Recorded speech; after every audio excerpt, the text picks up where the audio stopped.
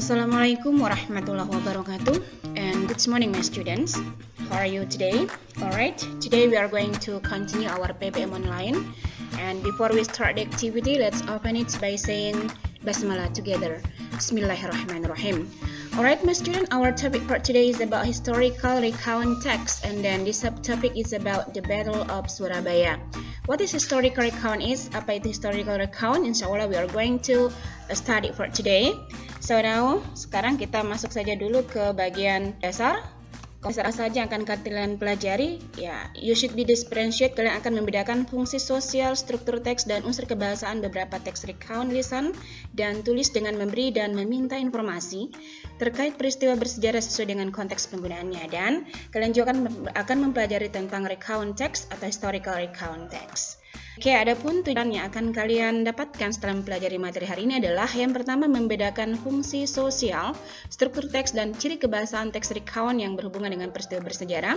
And then the second one is you should be catch menangkap informasi tentang kejadian bersejarah yang terjadi di masa lampau dengan merujuk pada waktu dan akhir berdasarkan konteks penggunaannya.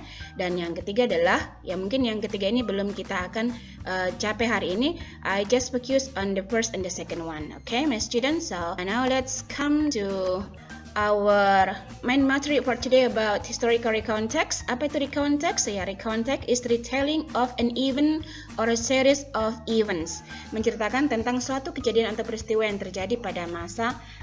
Baik, apa fungsi sosial dari historical recount ini? Yakni memberikan informasi dan menghibur pembaca. To give the information and entertain the reader. And then generic structure atau susunan structure atau generic, ya, struktur umum dari materi teks tentang historical recount terdiri atas yang pertama orientation, and then the second one is event, and then reorientation. Apa itu orientation? Nah, pada bagian ini pembicara atau penulis akan menjelaskan tema apa dan bagaimana latar dari cerita tersebut. And then eventsnya, nah, biasanya orientation ini hanya ada satu paragraf, dia di awal paragraf, and then eventsnya ini biasanya terdiri dari lebih dari satu paragraf, mungkin 2 atau 3 paragraf, dan letaknya sesudah orientation. Nah, pada bagian ini peristiwa yang terjadi mulai diceritakan oleh penulis berdasarkan kronologis kejadiannya. Dan ini reorientation itu biasanya terletak pada paling bawah dari teks historical recount. Pada bagian ini merupakan tahapan akhir sebagai pengulangan pengenalan yang ada di bagian awal teks. Okay, I think it is clearly for the generic structure of historical recount text. To the language feature atau ciri kebahasaan. Nah, di generic structure ini kita akan menggunakan simple past tense, kemudian action verb-nya kita akan menggunakan action verb, contohnya the soldier took the gun. Nah, took-nya di sini yang disebut dengan action verb. And then nanti akan ada conjunction dan adverb of time and adverb of place. Contohnya first, then, after that, before, when, at last, finally, dan sebagainya. Oke, adik-adik kalian, I think itu sudah untuk bagian pengenalannya. Sekarang kita masuk lagi ke bagian berikutnya. Nah, di sini ada vocabulary yang sudah Ibu cantumkan di sini yang nanti akan banyak muncul di teks historical recount yang akan kita pelajari sebentar. Nah, tugasnya adik-adik nanti cari tahu ini ya, pasangannya yang mana. Untuk saat ini Ibu akan ajarkan pronunciation-nya dulu. We start from the first, remembrance, surrender, weaponry, defiant, leaflet, dropped, anger, be betrayed, siege, reinforcement, casualties, hamper, militia, advance, rally. Oke, nanti adik-adik tinggal cari pasangannya, tidak perlu disetorkan ke Ibu karena nanti ini akan menjadi modal buat adik-adik dalam mengerjakan tugas akhir sebagai evaluasi pada materi hari ini. Oke, now let's come to next. Oke, ini seperti yang Ibu jelaskan tadi tentang generic structure atau susunan umum dari teks historical recount. Yang pertama diawali dengan orientation. Nah, kita akan mulai dengan teks ini. Ini bagian dari teks yang akan kita pelajari hari ini. On the 10th November, Indonesia celebrates Hari Pahlawan or Heroes Day in remembrance of the Battle of Surabaya, which start on that very date in the year 1945. Baik, di bagian ini language feature yang nampak di sini adalah start. Ini simple simple past yang tadi Ibu jelaskan bahwa nanti kita akan menggunakan simple past. Di sini sudah muncul start, kemudian who, siapa yang diceritakan dalam cerita itu, dalam historical recount ini ya. Seperti yang Ibu jelaskan pertama tadi bahwa orientation ini adalah sebagai pengenalan dari cerita. Siapa yang diceritakan di sini? Ya tentang Indonesia. Apanya yang diceritakan? Ya tentang Heroes Day atau hari pahlawannya. Oke, kemudian adverb of time yang digunakan di sini ada on the 10th of November dengan very date in the year 1945. Oke, saya kira jelas untuk bagian orientationnya.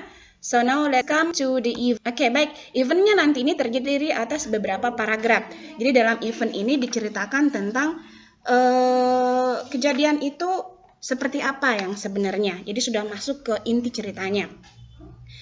The bloody battle took place because Indonesians refused to surrender their weaponry to British Army. British Army at that time was part of the Allied forces. The defiant Bung Tomo is the well-known revolutionary leader who played a very important role in this battle.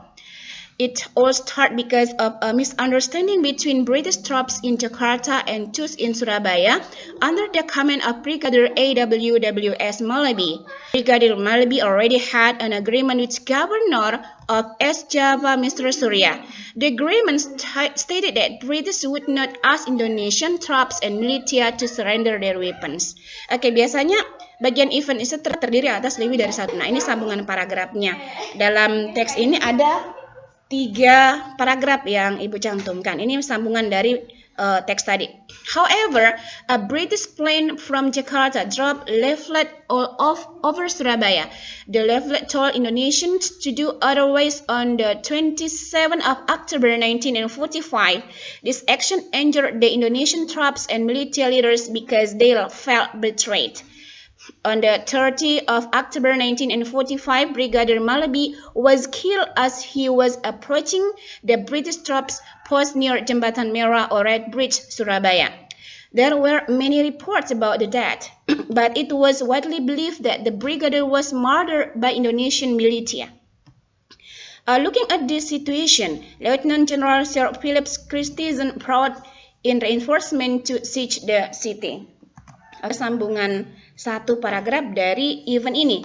In the early morning of the 10th of November 1945, British troops began to advance into Surabaya with cover from both naval and air bombardment. Although the Indonesian defend the city heroically, the city was conquered within 3 days and the whole battle lasted for 3 weeks. In total, between 6,000 and 16 died, while casualties on the side were about 600 to 2,000.